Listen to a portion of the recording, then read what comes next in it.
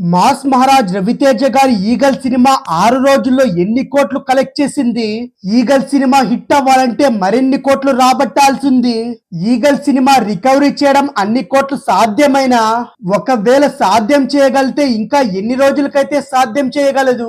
ఇప్పటి వరకు ఎన్ని కోట్లు కలెక్ట్ చేసింది, ఇక మీదట ఎన్ని కోట్లు రాబట్టాల్సింది అనే చాలా విలువైన అప్డేట్ నైతే మాస్ ఫ్యాన్స్ కైతే అందించబోతున్నా. సాధారణంగా ఏ హీరో అయినా మాస్ ఇమేజ్ తెచ్చుకోవడానికైతే చాలా ప్రయత్నాలే చేస్తుంటారు, కానీ టాలీవుడ్ లోని ఒక్క హీరో మాత్రమే దాన్నే ఇంటి పేరుగా మార్చుకున్నారు. అతడే మాస్ మహారాజ్ రవితేజ గారు. పక్కా కమర్షియల్ సినిమాలతో రచ్చలేపుతున్న అతడు ఇటీవలే ఈగల్ అనే ఫుల్ లెంగ్త్ మాస్ యాక్షన్ మూవీతో వచ్చాడు. దీనికి ఆరంభంలో డీసెంట్ టాక్ రావడంతో ఆడియన్స్ రెస్పాన్స్ అయితే బాగానే లభించింది. దీంతో ఈగల్ వసూలు కూడా మంచిగానే వస్తున్నాయి, కానీ ఇప్పుడైతే డౌన్ అవుతున్నాయి.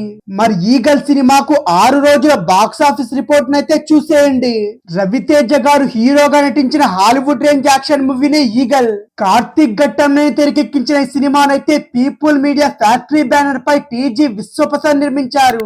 ఈ సినిమాకు దావుజన్ సంగీతం అందిస్తుండగా ఇందులో అనుపమ పరమేశ్వరన్, నవదీప్, శ్రీనివాస్ అవసరాల, కావ్య తప్పర్, మధుబాల ముఖ్యమైన పాత్రలో కనిపించారు.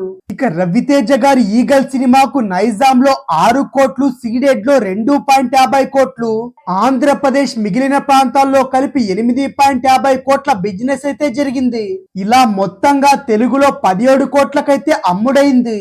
అలాగే కర్ణాటక ప్లస్ రెస్ట్ ఆఫ్ ఇండియాలో 2 కోట్లకు, ఓవర్సీస్ లో 2 కోట్లతో కలిపి మొత్తంగా ఈగల్ చిత్రానికైతే 21 కోట్లయితే బిజినెస్ అయింది. ఇకపోతే ఈగల్ మూవీ రిలీజ్ అయ్యి ఏకంగా 6 రోజులైంది. 6 రోజుల్లో ఈగల్ మూవీ ఎంత మొత్తంలో కలెక్ట్ చేసింది అనేది తెలుసుకుందాం.